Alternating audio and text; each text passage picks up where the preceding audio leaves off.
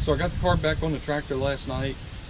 It's adjusted now. Tractor's running a lot better, but I think it has a vacuum leak. You have to leave the choke just slightly pulled out, but the tractor's running so much better. When I did the Seafoam video, I was seeing how fast it would run up the driveway, and it would only run about 10 miles an hour. And when my dad ran the thing up the driveway just a little bit ago, it was running 14 miles an hour.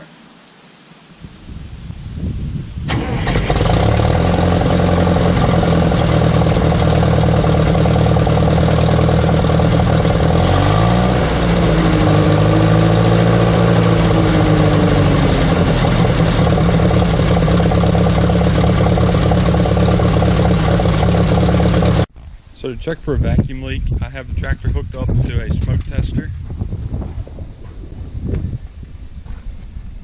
I have the carburetor capped off. I'll hit the button to smoke it.